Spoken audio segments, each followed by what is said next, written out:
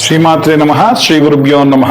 ప్రప్రథమంగా మేషరాశి వారి యొక్క ఫిబ్రవరి మాస ఫలితాలు. ఫిబ్రవరి నెలకు సంబంధించి మేషరాశి వారికి 10వ ఇంట సూర్యుడు మరియు బుధుడి యొక్క గ్రహ సంచారం, అలాగే 11వ ఇంట శని చంద్రుల కలయిక. సాధారణంగా శని చంద్రుల కలయిక 30 సంవత్సరాలకు ఒకసారి 30 నెలల పాటు ఉండేటువంటి ఏలిన నాటి శని ప్రభావం వల్ల కలిగేటువంటి విశేషంగా చెప్పుకోదగ్గ విషయం. అయితే మేషరాశి వారికి ఈ మాసంలో అంతగా ఏం లేకపోయినా మరుసటి ఈ నెలలో అంతగా ఏం లేకపోయినా మరుసటి నెలలో తీవ్రమైనటువంటి ఏలిన నాటి శని ప్రభావం అనేటువంటిది ప్రారంభమవుతుంది అని ఖచ్చితంగా చెప్పవచ్చు. అయితే ఎవరైనా సరే మేషరాశి వాళ్ళలో విద్యార్థులు, గృహిణులు, అలాగే ఉద్యోగస్తుల విషయానికి వస్తే గనక చాలా అప్రమత్తంగా ఉండండి. ముందు చేసుకోవాల్సిన ప్రణాళికలన్నీ కూడా చేసుకోవడం మంచిది, ఎటువంటి ఇబ్బంది లేకుండా ఉంటారు. అయితే విద్యార్థులు వారికి సంబంధించినటువంటి ఏవైనా సరే పనులు ఏమైనా ఉంటే, అంటే వచ్చే నెల చేసేటువంటి పనులు కానీ చదువుకోవాల్సిన సబ్జెక్టులు కానీ ఉంటే ముందుగానే చదువుకోండి. ఎందుకంటే పరీక్షల ముందు చాలా ఇబ్బందికరమైనటువంటి వాతావరణం ఉండేటువంటి అవకాశమే అధికంగా కనిపిస్తుంది. ఇక గృహిణుల విషయానికి కూడా వస్తే వీరి మాట గతంలో చెల్లినంతగా చెల్లకపోవడము, ఏవైనా వీరిని మాట్లాడుతుంటే కూడా ఆక్షేపించడము, అనవసరంగా నువ్వు మాట్లాడి కఠినమైనటువంటి చర్యలు తీసుకోవడం లాంటివి జరగడం, ఎందుకు కొంచెం మాట్లాడకుండా ఉండు అని అందరి ముందు చెప్పడం, కాస్త అవమానం, ఇబ్బంది లాంటివి కలగడం సాధారణంగా ఈ సందర్భంలో జరిగేటువంటి విశేషంగా చెప్పుకోవచ్చు. అయితే ఇక ఎవరైనా వ్యాపారస్తులు కానీ ఉద్యోగస్తులు కానీ విషయానికి వస్తే కూడా ఇదే మనం చేయాల్సినటువంటి పని. ఏమిటంటే ముందుగానే జాగ్రత్త పడి వచ్చే నెలలో మీకు ఎలాంటి పనులున్నాయి, ఎలాంటి పనులలో మీరు జాగ్రత్తలు తీసుకోవాలి, ఎలాంటి నియమ నిబంధనలు తీసుకోవాలి అనేటువంటివి ఆలోచించండి. వ్యాపారస్తుల విషయంలో వస్తే మార్చి నెలలో వచ్చేటువంటి నష్టం అధికంగా వచ్చే అవకాశం ఉంది. కాబట్టి ముందుగానే ఏం చేయాలంటే మీరు షష్టగ్రహ కూటమి కూడా ఉంది ముందు. కాబట్టి ఇలాంటి ఇబ్బందులు ఏవి పడకుండా ఉండాలంటే ఫిబ్రవరి నెల మీకున్నటువంటి ఉపశమన కాలం. ఏం చేయాలన్నా చకచకా పనులు చేసుకోవడము, ఏవైనా సరే తీసుకోవాల్సిన జాగ్రత్తలు తీసుకోవడము చాలా రక్షణ కల్పించేటువంటి అవకాశం కనిపిస్తూ ఉంది. ఇక ప్రత్యేకంగా ఎవరైనా సరే సినీ రాజకీయ రంగాల వారు కానీ కోర్టు వ్యవహారాల్లో ఉన్నవారు కానీ కనుక ఉంటే వారు మాత్రము అంత ఇబ్బందికరమైన వాతావరణం కనిపించట్లేదు. ఎందుకంటే కోర్టు వ్యవహారాలు చిక్కుకోవడమే ఇబ్బంది, ఇంకా ఇబ్బంది ఏముంటుంది. అలాగే ఈ యొక్క సినీ రాజకీయ రంగాల వారికి సంబంధించిన విషయానికి కూడా వస్తే పబ్లిక్ డొమైన్ లో అధికంగా ఉండేవాళ్ళు కాబట్టి ఏదో ఒక పని మీద తిరుగుతూనే ఉంటారు, నలుగురిలో సంచరిస్తూనే ఉంటారు. వారి కాని ధనాన్ని వారు ఖర్చు పెట్టాల్సి వస్తుంది, వారు కాని వాహనాల్లో తిరగాల్సి వస్తుంది, వారు కాని వస్తువులు వాడాల్సి వస్తుంది. ఇదే కదా ఉద్యోగస్తులకు, వ్యాపారస్తులతో కాకుండా సినీ రాజకీయ రంగాల వారిలో అధికంగా జరిగేటువంటివి. అంత ఇబ్బందులు ఏమీ కనిపించట్లేదని చెప్పొచ్చు. కానీ ఎవరైనా వివాహం కోసం ఎదురు చూస్తున్న వాళ్ళు ఉంటే ఏలిన నాటి శని ప్రభావం అంటే మార్చి నెలలో ఖచ్చితంగా వీరికి ఏదైనా సంబంధం కుదిరే అవకాశం ఉంది. కాబట్టి ఇప్పటి నుండే మీరు ప్రయత్నాలు చేయడం సఫలీకృతం అవ్వడం జరుగుతాయి.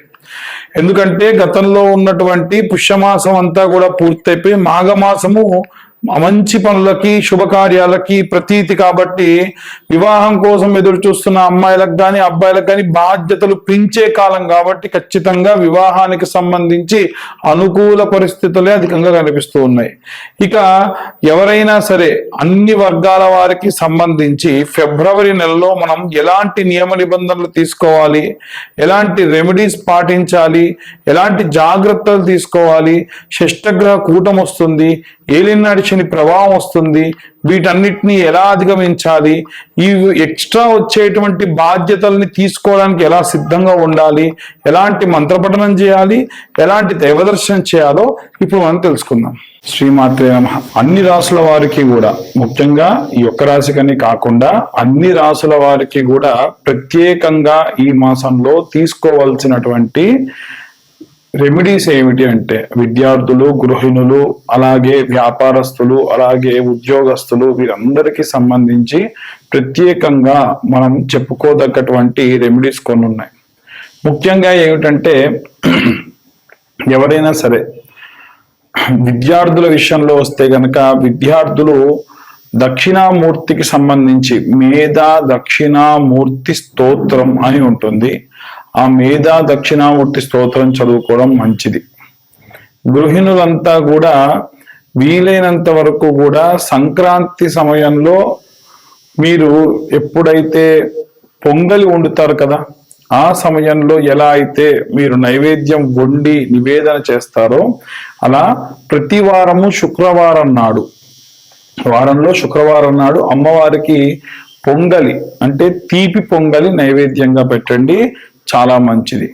అలాగే విశేషంగా ఎవరైనా సరే ఉద్యోగస్తులు ఎవరైనా ఉంటే, ఉద్యోగస్తుల విషయానికి వస్తే బాగా ఇబ్బందుల్లో ఉన్నాం మేము, మాకు చాలా చాలా దారుణమైనటువంటి పరిస్థితి ఈ వారంలో కనిపించేటువంటి అవకాశం ఉంది అనుకున్న వాళ్ళు ఎవరన్నా ఉంటే గనక తీసుకోవాల్సినటువంటి జాగ్రత్త ఏమిటంటే కనకపుష్యరాగం అనే ఉంగరం ఉంటుంది.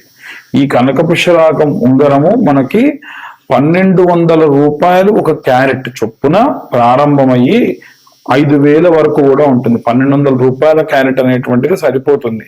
అలా 1200 రూపాయల క్యారెట్ ఉంగరం 3 క్యారెట్ల నుంచి 4.5 క్యారెట్లు, అంటే వారి హైట్ ని బట్టి, ఉదాహరణకు అతను గాని ఎవరైతే మీ జాతకంలో గురువు బాలేదు అనుకున్న ఉద్యోగస్తులు ఎవరైతే ఉన్నారో వారు గనక 5.5 అడుగులు మించుంటే 3.5 క్యారెట్లు, 5 అడుగులు లోపు ఉంటే గనక 3 క్యారెట్ల ఉంగరము వెండిలో గాని పంచలోహాల్లో గాని పెట్టుకోవాలి, బంగారంలోని పెట్టుకోవాల్సిన అవసరం కూడా లేదు. అలాగే విశేషంగా ఎవరైనా సరే వ్యాపారస్తులు ఉంటే గనక వ్యాపార స్థలంలో ప్రతిరోజు కూడా ఇప్పుడు నేను చెప్పేటువంటి రెమెడీ చేయండి.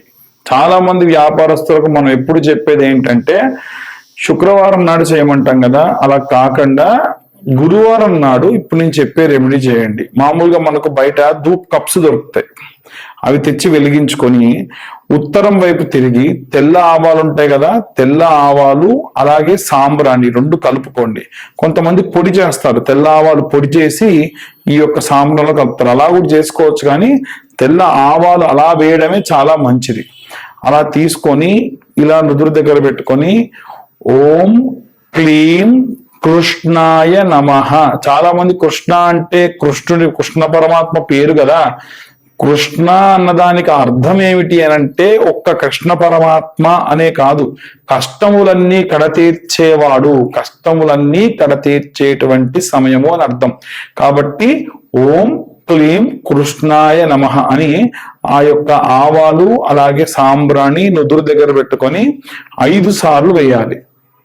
ఇలా సాంబ్రాణి అది ఇలా పెట్టుకొని 5 సార్లు వేయాలి. ఇలా 11 వారముల పాటు చేయాలి, 11 గురువారాల పాటు చేయాలి. ఈ నెలంతా అయితే చేయండి, మీకు ప్రశాంతంగా ఉంది బాగుంది అనుకుంటే మంచిది. అయితే ఇలా మీరు ఎప్పుడైతే పెట్టుకొని వేస్తూ ఉన్నారో అదే సమయంలో వీలైతే మీ మనసున ఉన్న కోరిక, ఉదాహరణకు ఉద్యోగస్తులు చేస్తే ఉద్యోగస్తులు ఉద్యోగానికి సంబంధించిన కోరిక, అలాగే వ్యాపారస్తులు కనుక చేస్తే వ్యాపారానికి సంబంధించిన కోరికని కోరుకోవచ్చు. ముఖ్యంగా గుమ్మడికాయ కనుక ఒకవేళ కుళ్ళిపోవడం కానీ పండిపోవడం కానీ జరిగిందనుకోండి, ఎట్టి పరిస్థితుల్లో చాలా మంది చేసేటువంటి తప్పేంటంటే అదే ఉట్టిలో మళ్ళీ కొత్త గుమ్మడికాయ ఏ రోజు పడితే ఆ రోజు మంచి పసుపు రాసేయాలి పెట్టేయాలి, ఇలా చేస్తూ ఉన్నారు. ఎట్టి పరిస్థితుల్లో అలా చేయకండి. గుమ్మడికాయని వీలైనంత వరకు కూడా అమావాస్య నాడు ఒక ఆంజనేయ స్వామి దేవాలయంలో ఉంచండి, అక్కడ నిద్రపోవాలి ఆ గుమ్మడికాయ, మీరు కాదు గుమ్మడికాయ నిద్రించాలి.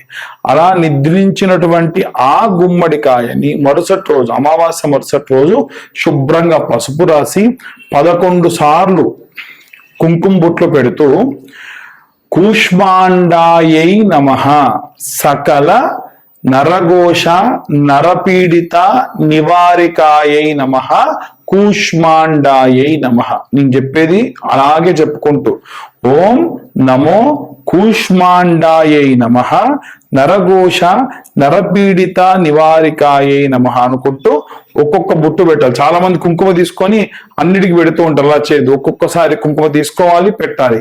ఇలా 11 బొట్లు పెట్టండి.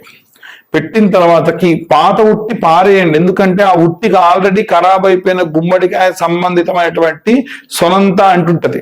కాబట్టి ఎట్టి పరిస్థితుల్లో అలా చేయకుండా అదంతా కూడా శుభ్రంగా ఆ ఉట్టి పారేసి కొత్త ఉట్టిలో పెట్టుకోండి. ఇలా చేయడం వల్ల ఇంట్లో ఎటువంటి నరఘోష నరపీడితములు ఉన్నా సరే పోతాయి. ఇది ఒక మంచి రెమెడీ. ఆ తర్వాతకి ఇంకొక విషయం ఏంటంటే, ఎవరైనా కోర్టు గొడవలు అలాగే కోర్టుకు సంబంధించినటువంటి వ్యవహారాల్లో ఇబ్బందులు పడుతూ ఉన్నారు, సినీ రాజకీయ రంగాల వారు ఎవరైతే ఉన్నారో, అంటే భారీ పని, ఒక పెద్ద పని, ఒక మంచి ప్రాజెక్ట్ గురించి వెళ్తున్నారు అనుకోండి, ఏం చేయాలి అని అంటే, అమ్మవారి గుడికి వెళ్ళి మనకు గుమ్మడి పండు ఉంటుంది, ఆ గుమ్మడి పండు పైన కర్పూరం పెట్టి వీరైతే ఆ దేవాలయంలో అమ్మవారికి దిష్టి తిప్పి, కర్పూరం వెలిగించి దిష్టి తిప్పి దాన్ని ఈశాన్య భాగంలో కొట్టేసి వెనక్కి తిరిగి చూడకుండా వెళ్ళిపోండి. అంటే దేవాలయంలో దర్శనమైన తర్వాతకి దేవాలయం నుండి బయటికి వచ్చి ఆ దేవాలయం బయట దిష్టి కుడివైపు 3 సార్లు తిప్పాలి, ఎడం వైపు ఒకసారి తిప్పాలి. తిప్పి అమ్మా నా కోరిక తీరేటట్టు చూడు తల్లి, అన్ని దోషాలు పోవాలని చెప్పి ఆ గుమ్మడికాయని ఆ దేవాలయంలో ఈశాన్య భాగంలో కింద కొట్టేస్తే 2 ముక్కలైపోవాలి. లేదా చేత్తో అలా కొట్టి ఆ 2 ముక్కలు అయిపోయిన దాన్ని కుడిది ఎడమ కుడి పెట్టేసుకొని అలా పెట్టినటువంటి దాన్ని మళ్ళీ వెనక్కి తిరిగి చూడకుండా కాలు కడిగేసుకొని మీరు వెళ్ళిపోండి. కాలు కడుక్కోండి, ఖచ్చితంగా కడుక్కొని వెళ్ళండి. ఇలా చేయడం వల్ల ఎవరైనా సరే కోర్టు పనులకు వెళ్తున్నటువంటి వాళ్ళు కానీ, విడాకుల కోసం ఇబ్బంది పడుతూ చాలా మంది ఇబ్బందులు పడుతున్న వాళ్ళు కానీ, ఎవరైనా సరే అనవసరంగా మీ పైన వచ్చినటువంటి ఆ కేసు పోవాలంటే కూడా ఈ రెమెడీ పాటించడం చాలా చాలా చాలా ఉత్తమం. ఇలా చేయడం వల్ల అన్ని వర్గాల వారికి, ఇప్పుడు నేను చెప్పిన సినీ రాజకీయ రంగాల వారికి, ఉద్యోగస్తులకి, అలాగే విద్యార్థులకి, గృహిణులకి, అందరికి సంబంధించిన విషయం. వివాహం కావట్లేదు అన్న వాళ్ళు ఎవరైతే ఉంటారో ఖచ్చితంగా ఎక్కడైనా స్వయంభూగా వెలిసినటువంటి దేవాలయం, మనకు హైదరాబాద్ లో అయితే మా గురువు గారి దేవాలయమే ఉంది, భక్తాంజనేయ స్వామి దేవాలయం అని 100 సంవత్సరాల క్రితమే అక్కడ స్వామివారు ఎప్పుడు వెలిసారో తెలియదు, పిడుగుపడి ఒక కొండ ఇంకో కొండను ఢీకొంటే ఆయన వెలిసారు. కొత్తపేట భక్తాంజనేయ స్వామి దేవాలయం అని మీరు ఆన్లైన్ లో కొడితే వస్తుంది. మళ్ళీ మాకు ఫోన్ చేసి అడిగే పని లేదు, మీరు ఆన్లైన్ లో భక్తాంజనేయ స్వామి దేవాలయం కొత్తపేట మారుతి నగరం కొడితే వస్తుంది. ఆ దేవాలయంలో మంగళవారము శనివారము విరివిగా ముడుపులు కడుతూ ఉంటారు. వివాహం కాని వాళ్ళు ఎవరన్నా ఉంటే ఆ దేవాలయానికి వెళ్ళి ఒక 200-250 ఆయనకి ఇస్తే పూజ చేసి మీకు ఇస్తారు. అక్కడ ఎలా ప్రదక్షిణ చేయాలి, ఎలా మీరు ఆ ముడుపు కట్టాలి అనేది చెప్తారు. వెళ్ళేప్పుడు కొబ్బరి బోండం, పైన పిలక ఉన్న కొబ్బరి బోండము, జాకెట్ ముక్క, పసుపు కుంకుమ, 11 నాణెములు, అవి రూపాయి బిల్లలు కానివ్వండి, 2 రూపాయల బిల్లలు కానివ్వండి, 11 నాణెములు కావాలి. అవి తీసుకొని ఆ దేవాలయానికి వెళ్ళండి. వివాహం కాని వారికి సంబంధితమైనటువంటి వివాహ దోషములన్నీ కూడా పోగొట్టేటువంటి దేవాలయం. మనం వీలైనంత వరకు అందరినీ కూడా, అన్ని వర్గాల వారిని కూడా టచ్ చేస్తున్నాం. ఒకవేళ ఎవరికైనా ఇంకా అంటే నా పరిస్థితి ఇదండి, వీళ్ళ గురించి మీరు చెప్పట్లేదు అనేటువంటిది ఏదైనా ఉంటే మీరు ఛానల్లో కింద కామెంట్ చేయొచ్చు, లేదా మా నెంబర్కి మెసేజ్ పెట్టండి. జాతకానికి సంబంధించిన విషయంలో కూడా గతంలోనే చెప్పాను, డేట్ ఆఫ్ బర్త్ టైం ఉన్నటువంటి వారు ఎవరైనా సరే నాకు మీరు వాట్సాప్ చేయండి, డీటెయిల్స్ అన్ని కూడా వస్తాయి. 2025వ సంవత్సరంలో 2025 రూపాయలు మాత్రమే మేము స్వీకరిస్తూ ఉన్నాము. కాబట్టి ఈ నూతన సంవత్సరంలో జాతకం తెలుసుకోవాల్సిన వాళ్ళు ఎవరైనా సరే మా వాట్సాప్ నెంబర్కి మీరు మెసేజ్ చేస్తే మీకు డీటెయిల్స్ అన్ని కూడా రావడం జరుగుతుంది. డీటెయిల్డ్ గా మీరు ఈ జాతకానికి సంబంధించిన విషయాలు తెలుసుకోవచ్చు. అందరికీ కూడా మరొకసారి నూతన సంవత్సర మరియు రాబోయేటువంటి తెలుగు నూతన సంవత్సర శుభాకాంక్షలు.